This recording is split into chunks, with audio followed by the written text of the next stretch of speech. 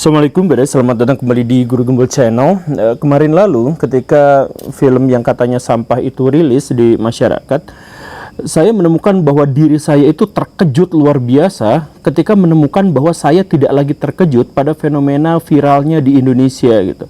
Jadi film horor itu selalu menjadi salah satu primadona bagi para produser di Indonesia, karena untuk membuat film semacam itu budgetnya bisa sangat murah, nyari aktor-aktornya juga bisa sangat ngasal-ngasalan, alur ceritanya juga ya benar-benar template, cukup dikasih jump scare beberapa kali dan itu akan sukses di pasaran Indonesia.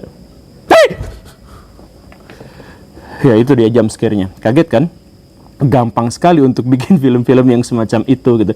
Makanya saya terkejut ketika saya tidak lagi terkejut dengan fenomena yang seperti itu. Tetapi kemudian saya bersyukur bahwa film itu pada akhirnya memiliki faedah gitu. Jadi film itu ceritanya adalah terinspirasi dari sebuah kisah nyata. Jadi Agustus tahun 2016 ada sepasang kekasih yang ditemukan tergeletak di trotoar jalan yang diduga itu adalah korban kecelakaan lalu lintas. Polisi mengira demikian. Tetapi pada perkembangan selanjutnya terbukti bahwa dua orang yang dimaksud itu bukan meninggal karena kecelakaan, tetapi karena itu sama segerombol geng motor.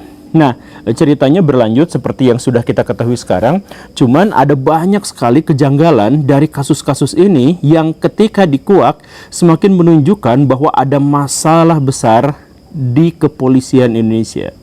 Apa itu? Yuk kita list beberapa kejanggalan di antaranya. Yang pertama adalah polisi pada awal ditemukan jenazah itu langsung menyebut bahwa ini adalah korban kecelakaan. Ini unik ya. Jadi gini ceritanya Baraya, di pinggir jalan ada motor dan dua jenazah tergeletak di situ. Polisi langsung menyebut bahwa itu adalah korban kecelakaan, padahal si korban memiliki luka-luka yang sangat-sangat mengerikan. Kepala bagian belakang hancur misalkan, kemudian tangan dan kaki juga hancur dan sebagainya. Tetapi motornya baik-baik saja. Tidak ada kerusakan di situ. Handphone dan lain sebagainya juga tidak ada kerusakan di situ. Kemudian trotoar tidak ada bekas seretan motor dan sebagainya. Tiang listrik dan sebagainya semuanya mulus baik-baik saja. Dengan kondisi yang seperti itu, polisi selama beberapa hari masih mengatakan dan meyakini bahwa itu adalah korban kecelakaan tunggal. Ini sepertinya dugaan saya, dan nanti akan diperkuat ya. Sepertinya dugaan saya adalah bahwa polisinya enggan bekerja gitu, atau oknum polisinya enggan bekerja, sehingga ya sudah, case close, udah selesai bahwa ini adalah korban kecelakaan gitu. Itu keunikan yang pertama. Tiba-tiba langsung aja divonis bahwa itu adalah korban kecelakaan. Keunikan yang kedua lebih aneh lagi, bahwa pada akhirnya polisi menetapkan bahwa ini adalah pembunuhan atau diduga pembunuhan, dan kemudian melakukan penyelidikan lebih lanjut lagi hanya setelah sahabat dari korban kesurupan. Dari korban kesurupan itu ada rekaman yang menjelaskan secara kronologi dari si arwah, menjelaskan bagaimana proses dia dibunuh dari awal sampai akhirnya. Jadi si korban nangis-nangis, kemudian menceritakan bahwa saya begini dan begitu, pelakunya ini dan sebagainya. Nah, dari kesurupan itu akhirnya polisi mengubah dari keterangan bahwa dia meninggal secara kecelakaan berubah menjadi karena dibunuh. Maksudnya gini Baraya, ya terlepas apakah kesurupannya benar atau tidak dan sebagainya, itu lepas dari situ ya. Sangat disayangkan ketika pihak kepolisian mengubah status hanya gara-gara ada orang yang kesurupan gitu. Jadi dalam konteks ini, mungkinkah kita ambil sebuah kesimpulan bahwa Gus Samsudin dan teman-teman jauh lebih mungkin bisa dipercaya daripada putusan-putusan kepolisian? Kan aneh gitu ya. Ya, polisi baru ngambil tindakan-tindakan penyelidikan setelah ada orang yang kesurupan yang menjelaskan secara kronologi peristiwa pembunuhan itu. Bagi saya sih itu benar-benar janggal. Sekali lagi ya, bukan soal benar atau salahnya soal kesurupan. Saya juga nggak mau berurusan dengan arwahnya yang dimaksud. Tetapi maksud saya, kenapa polisi bisa mengubah putusan hanya gara-gara kesurupan itu. Kemudian keunikan yang ketiga adalah, tak lama setelah kesurupan itu terjadi, polisi langsung berhasil menangkap 8 orang pelaku. Jadi cepat banget, gercep banget.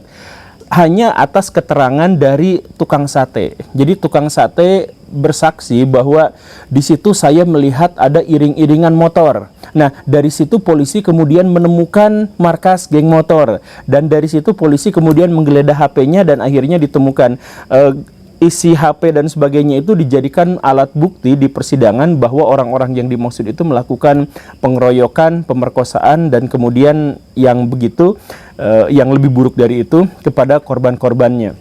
Gercep nggak sih? Tapi walaupun segercep-gercepnya, ternyata dari 8 orang itu tidak ada satupun pelaku utama, karena pelaku utamanya justru orang yang diduga merencanakannya itu justru sampai sekarang tidak tertangkap. Kenapa tidak tertangkap? Ada 3 orang, karena minim informasi. Nah, ini saya bingung. Kan mereka itu diwartakan, diskenariokan sebagai satu grup, si pelaku-pelaku itu. 8-nya ketangkep, tetapi yang 3-nya tidak tertangkap gara-gara minim informasi. Alasannya adalah karena polisi tidak bisa menemukan identitas dari para pelaku. Ini benar-benar janggal gitu. Jadi maksudnya kalau Baraya punya teman se-circle yang sudah gaul selama bertahun-tahun, kemudian 8 di antara teman itu Baraya ditangkap, 3 lagi nggak ketangkep gara-gara tidak diketahui identitasnya, bahkan dari pengakuan-pengakuan orang itu saya pikir sesuatu yang terlalu janggal. Ya mungkin polisi mengetahui jawabannya gitu, atau polisi memang memiliki sebuah skenario di mana itu memang bisa aja terjadi gitu. Tapi dalam pikiran saya yang awam, secara logika kayaknya susah untuk bisa menerima pernyataan itu. Tapi oke lah. Yang anehnya lagi itu adalah di keunikan kelima atau kejanggalan yang kelima, yaitu tersangka yang 8 itu gercep juga akhirnya divonis hukuman penjara seumur hidup, dan 1 orang karena masih di bawah umur dipenjara selama 8 tahun. Ini aneh sih. Jadi maksudnya kan gini, skenarionya ya, skenario yang kemudian diwartakan itu adalah bahwa ada si ketua geng yang bagaimana ceritanya, kemudian cintanya ditolak, dan karena itu dia mengumpulkan teman-temannya untuk merencanakan, ayo kita perkaos, kita ruda paksa si perempuan yang telah menolak cinta saya. Oke, dan karena si perempuan yang dimaksud pada waktu itu sedang dibonceng oleh pasangannya, ya pasangannya sekaligus digebukin, biar gak ngelawan gitu ya, digebukin, dikeroyok dan seterusnya. Nah, yang merencanakan pengeroyokan itu adalah 1 orang yang akhirnya tidak tertangkap. Nah, si pelaku-pelaku yang 8 itu divonis seumur hidup atau didakwa hukuman mati karena dianggap merencanakan pembunuhan. Kan jelas ini tidak ada perencanaan. Jadi perencanaannya hanya memperkosa saja. Jadi ya saya pikir janggal juga. Dan bukan orang yang 8 itu, tetapi yang lain gitu. Jadi mereka hanya disuruh kemudian melakukan begini dan begitu, dan ketika di tengah jalan akhirnya ada keputusan, ya udah kita matikan saja. Setelah diduga kalau misalkan si korban masih hidup, mereka akan lapor kepada polisi. Kan begitu cerita kronologinya itu. Tapi divonisnya hukuman seumur hidup, dan sebenarnya tuntutannya adalah hukuman mati. Ini sebenarnya agak aneh gitu. Jadi sepertinya ada pihak-pihak yang udahlah ini pokoknya cepat selesai, gimana caranya pokoknya cepat selesai aja kayak gitu. Jadi gak ada aneh-aneh gitu. Dan keunikan yang berikutnya itu adalah bahwa di tubuh korban itu ditemukan cairan sperma. Artinya dia memang diperkosa. Tetapi polisi atau siapapun yang ada di situ, para penegak hukum itu tidak menuntut para terdakwa dengan pemerkosaan, tapi hanya pembunuhan berencana yang tadi janggal itu gitu. Ya, ini ketika polisi diwawancara, ini gimana ceritanya, mereka juga nggak jelas kenapa juga seperti itu gitu. Jadi pokoknya mah ya cepat selesai aja mungkin gitu ya, mungkin dugaan saya mungkin cepat selesai gitu. Jadi ketika ada bukti bahwa di situ ada sperma, polisi tidak menetapkan bahwa di situ ada kasus pemerkosaan gitu. Jadi ya deliknya hal yang lain. Nah, kenapa polisi tidak menjerat para pelaku dengan pemerkosaan? Alasannya adalah karena para pelaku tidak mengakui itu. Ya memang tidak mengakui, tapi kenapa itu yang dipakai gitu kan? Itu spermanya itu udah jelas ada di situ. Ya tinggal dicari aja, itu sesuai DNA bla bla bla bla, bisa dicari siapa pelakunya gitu. Tapi kan ini enggak gitu. Jadi walaupun ada spermanya di situ, ada barang buktinya di situ, tapi polisi tidak menjadikan itu sebagai delik hanya gara-gara tidak ada dari pihak-pihak yang menjadi tersangka dan terpidana kemudian itu adalah yang mengakuinya. kayaknya memang pengen cepat selesai ya gitu. Tapi itu mah pikiran saya aja ya, nggak bisa benar bisa salah. Kemudian ada kejanggalan yang ketujuh, yaitu setelah 8 orang itu ditangkap, tidak ada lagi upaya pencarian untuk menemukan 3 orang yang menjadi kunci. Tersangka kunci itu nggak ada gitu. Bahkan kalau misalkan Baraya lihat riwayatnya, polisi baru menetapkan status daftar pencarian orang atau buronan setelah film itu viral 8 tahun setelah kejadian gitu. Ini kan aneh ya. Jadi ya itu, kayaknya pengen cepet-cepet selesai gitu. Jadi bayangin aja Baraya, ada sebuah kasus. Kemudian kasus itu menjerat 11 orang sebagai tersangka. Tetapi 3 diantaranya hilang entah kemana. Padahal itu adalah tersangka-tersangka yang paling babonnya gitu. Nah, tetapi itu selesai di situ setelah 8 orang yang tadi itu ditangkap. Nah, 3 orang yang akhirnya ditetapkan sebagai buronan itu baru ditetapkannya 8 tahun kemudian hanya gara-gara ada film yang tadi dinilai sampah oleh masyarakat itu gitu.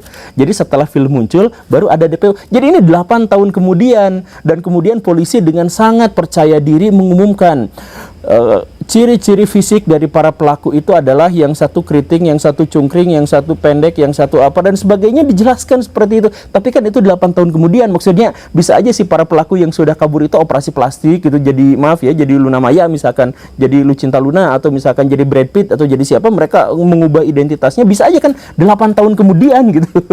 Dan polisi pada waktu itu juga menjelaskan bahwa tersangka yang dimaksud itu berasal dari kampung Anu, berasal dari desa Anu, umurnya sekian dan sebagainya. Kalau mereka tahu ciri-ciri fisik itu, ngapain juga mereka menunggu sampai 8 tahun kemudian baru ada DPO setelah ada viralnya film gitu. Mereka polisi kemarin-kemarin sampai mengatakan minta kepada masyarakat untuk membantu polisi, ini ciri-cirinya, ya itu 8 tahun kemudian. Kan ini janggal gitu, ini aneh, ngapain juga selama 8 tahun ini. Apakah polisi secara sengaja ya nggak mau ada kerjaan yang ribet-ribet gitu sampai semuanya gercep, kecuali kalau misalkan yang ini udah selesai, anggaplah selesai gitu, atau si tersangka itu adalah orang yang memiliki pengaruh besar di kepolisian. Mungkin ya kita juga nggak tahu, kita akhirnya hanya berspekulasi, hanya berburuk sangka karena kronologi kejadiannya itu seperti ini gitu, kronologi penyelidikan dan penyidikannya itu seperti ini gitu. Nah, kemudian ada yang janggal lagi, dan ini ditemukan oleh Bang Hotman yang kemarin itu. Kejanggalannya itu adalah bahwa BAP itu ternyata sempat berubah. BAP berubah gitu. Jadi keterangan saksi-saksi itu berubah, atau keterangan para tersangka itu berubah. Jadi mereka pas awalnya itu ditanya begini dan begitu, kemudian mereka menjelaskan, ya kami melakukan pembunuhan, ya kami melakukan begini begitu dan sebagainya, ya pelakunya itu adalah 11 orang dan sebagainya, begitu. Tapi kemudian di tengah jalan entah bagaimana ceritanya, tiba-tiba mereka mencabut bahwa sebenarnya bukan 11 orang tapi begini-begini, pokoknya mah berubah gitu. Nah, kata Bang Hotman, dan beliau dalam konteks itu mengklaim dirinya sebagai orang ahli hukum yang sudah berpengalaman dalam konteks ini, dia mengatakan secara logis nggak mungkin ada tersangka mengubah BAP barengan kompakan tanpa mereka diberi kesempatan untuk bertemu dulu, untuk rapat dulu gitu. Jadi kan nggak mungkin gitu mereka kompak mengeluarkan pernyataan yang sama tanpa mereka koordinasi dulu gitu. Kalaupun mereka harus berbohong gitu. Jadi ini jelas menurut Bang Hotman ya, ini jelas ada rekayasa yang dilakukan oleh kepolisian, entah karena alasan apa.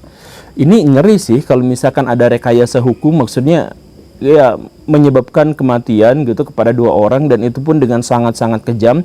Tapi ada rekayasa hukum yang membuat orang yang melakukannya itu bebas berkeliaran di mana-mana gitu. Saya sih jadi khawatir juga gitu. Dan itu kan kejanggalan yang ke-8, kejanggalan yang ke-9 itu lebih parah lagi Baraya. Pengacara dari para tersangka itu menjelaskan, dan ini akhirnya menguak semua plot twist gitu ya. Menjelaskan bahwa dari 8 orang yang ditangkap, 5 orang diantaranya adalah orang yang sama sekali tidak memiliki hubungan dengan kasus ini, tidak pernah kenal dengan korban, dan tidak ada di lokasi. Jadi dari 8 orang yang ditahan dan divonis sekian penjara seumur hidup, dan 1 orang yang hanya 8 tahun penjara, mereka semua itu sebenarnya hanya kuli bangunan. yang hanya istirahat dan tiduran di satu tempat, kemudian tiba-tiba digerebek dan diambil sama polisi, kemudian dipaksa mengaku begini dan begitu gitu. Jadi itulah alasan pada akhirnya polisi tidak bisa menggali informasi tentang identitas 3 pelaku yang lain. Kenapa tidak bisa? Ya karena yang ditangkap itu orang-orang random yang nggak tahu apa kejadiannya kayak gimana gitu. Jadi pas ditanya, ya akhirnya polisi mengatakan kami tidak bisa melacak karena pengakuan dari para tersangka yang lain ini tidak bisa memberikan penjelasan. Ya iyalah, karena orang yang ditangkap itu ternyata adalah orang random. Maaf ya, kuli bangunan, tukang yang nggak ngerti apa-apa, tetapi mereka kemudian diperlakukan sebagai pelaku kejahatan. Nah, jadi maksudnya ini benar-benar jadi plot twist gitu. Jadi selama ini yang ditangkap itu siapa? Jadi kalau yang ditangkap itu ternyata adalah kuli bangunan yang tidak ada hubungan apapun dan sudah terbukti ada saksinya bahwa mereka tidak terbukti terkait dengan ini, bahkan tidak mengenal korban, lalu yang pelaku sesungguhnya ada di mana, kejadiannya seperti apa, itu akhirnya menjadi gelap lagi gitu.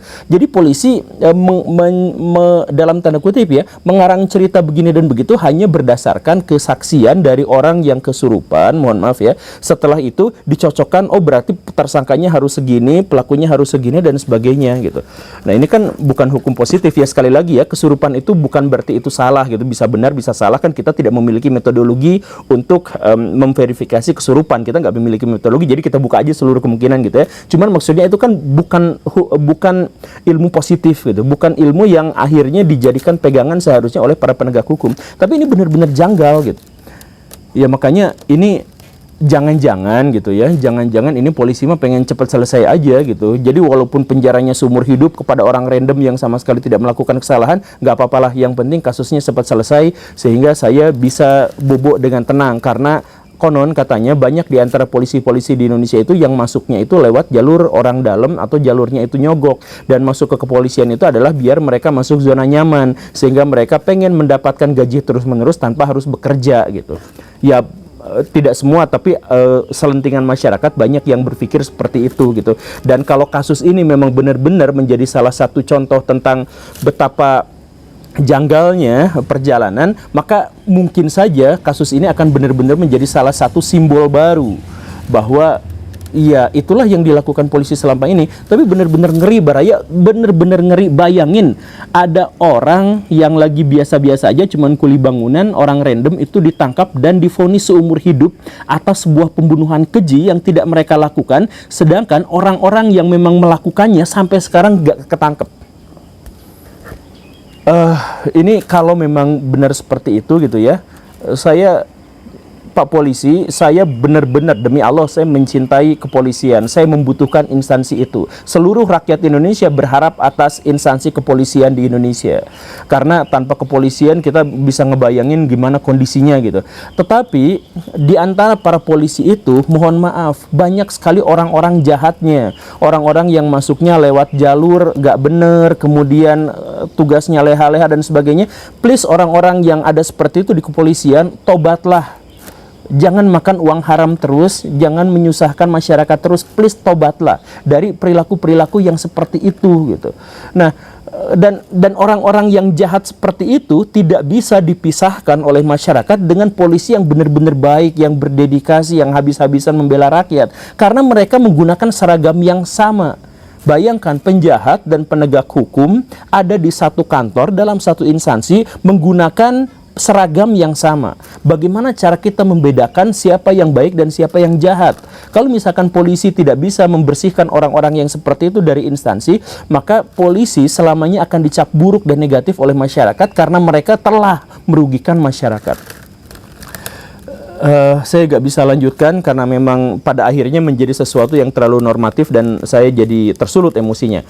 Pokoknya mah, terima kasih karena sudah menyimak. Saya Guru Gembul, bawa sapu. Assalamualaikum warahmatullahi wabarakatuh.